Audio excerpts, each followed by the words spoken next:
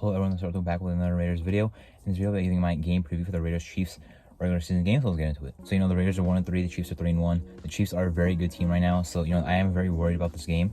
I don't really see us having a good chance of winning this game, but, I think we do have a chance, but not a very, likely one. It would require a very good game everywhere, really, coaching wise as well included.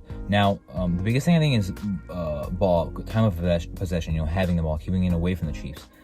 If that does happen, then you have to worry about having a good offensive game, and I think we can have a good game running the ball. I don't think we'll do as good this week as last week. I can guarantee it.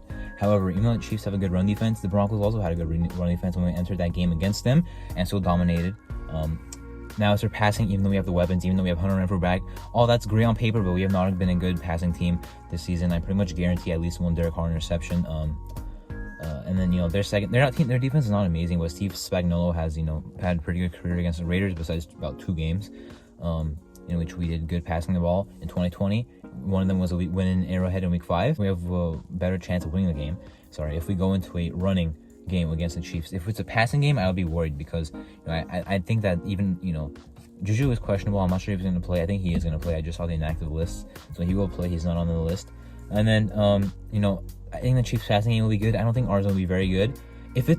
What will be interesting is if it was a passing game by the Chiefs and a running game by us. I would actually prefer that over a total running game by both teams, because it means that if they score, at least they score fast. If we score, at least it means we take up a lot of time, keep their offense off the field, and tire their defense out. I would prefer that because I just don't trust us passing the ball in this game. Even with all these guys, Hollins, Waller, I don't trust to do much in this game. Adams, I think, will have a nice game, even though Legarius needs a pretty nice corner. Renfrow, coming back from the injury, I don't think they'll put him out. I don't think they'll put him on punt returns, even though he's really good at it. I think they'll probably just put Keelan Cole out there, but Keelan Cole is not good on special teams. The punt coverage overall for the Raiders is terrible so far this season. Key returning wise, Turner's on IR.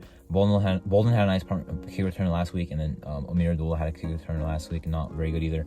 But for our offense, that does kind of concern me. We won last week and scored 32 points, but with the way our offense played last week, we would not be the Chiefs if they played the same way. We won because our defense gave us opportunity after opportunity. At the Chiefs, I don't see that happening. Our offense has to play even better game, even better in the red zone. And actually, we're okay at driving into the red zone. Not great, not bad, but in the red zone, we are not good. That's a problem that should have been fixed when we got a new head coach. Gruden obviously known for not having good red zone play calling. Daniel's known for having good red zone play calling, and now we're here and it's not looking good. However, I think more in the red zone in this game, and hopefully down in the future of the season, and you will see them, in the red zone instead of passing the ball, putting Carr in the center and running it to Jacobs out of the backfield. Maybe Zamir White as well. I think Zamir White, will get some nice touches in this game. Amir Abdullah, Brandon Bolden. Amir Abdullah hardly got any playing time last week. Brandon Bolden got way less playing time, and he has the worst game of the season for us. I don't really see him playing much of a role in this game. If we need a third down back, I guess it could be. I think Abdullah honestly could be that pass protecting third down back for us. We don't have Rashard, obviously, who would be that perfect spot, who would fill that spot perfectly. And now, for the other side of the ball, our defense has a lot to worry about in this game. The Chiefs' offense, what they did in week 4, had me concerned all week. And the Buccaneers' defense just got carved up the whole game. What's going to happen to us? Mahomes is going to do his classic thing. I can already guarantee it's going to happen. He's going to escape from one defensive end who's coming at him, which is probably Crosby. Then the other guy's closing in from behind him, Chandler Jones. He scrambles away, makes him as Crosby miss. Throws a side yard and pass to Travis Kelce, makes a contested catch. The guy who was covering him falls on the ground. Someone else tries to tackle him, dives at his ankle and misses. And then someone else tackles him, and it's like a 15-yard gain. And then on the first down on a play that could have been a sack. That will probably happen. We've seen it already. Kelce will probably dominate us, but to be honest, even if he does, it doesn't necessarily mean that they'll win. If they run the ball effectively and you dominate with Kelce, now I see that being a problem, because the Chiefs have not been known to be a running offense. Even after they drafted CH in the first round, he's not been that productive in the first 2 years. But in this year, he, even last week had, I believe, over 100 yards. Their run offense was really good, and it's not like they're really predominantly running the ball either, like us. They had very effective runs and effective passes and just dominated overall. So if we have to worry about the running game with this offense too, it would just be the nail on the final blow, basically. How much are we supposed to deal with already? Sure, the receivers don't have like a top 5 receiver like Hill, but they have a bunch of guys who can do their thing. Juju, ever since AB left Pittsburgh and Juju's been on Pittsburgh and Kansas City since, he hasn't really been a deep threat guy, but he has been a guy who can catch underneath and get you the first down sticks. I mentioned this, I believe, I mentioned this in the offseason at some point. I'm not sure if I did it in a video, but at least I thought of it to myself. The thing I worry about with Juju is like he might not make big big yardage plays, but if it's 3rd and 5, Patrick Mahomes might check it down for 5 yards to Juju, make it the first down, and move those sticks, which would be bad, giving up a 3rd down conversion. And then Mecole Hardman's basically the watered down version of Hill. He has not done much this season. I would worry about his deep threat speed, but I don't think we need to have our best receiver, our best DB on him. Like, and Yassine being back will help that a lot. And then their 3rd guy, NVS, big deep threat guy, not much hands, but can work on other parts of the field as well. So our secondary, Nate Hobbs probably going to be on. I'm not sure who he would be on. You also have Sky Moore, rookie.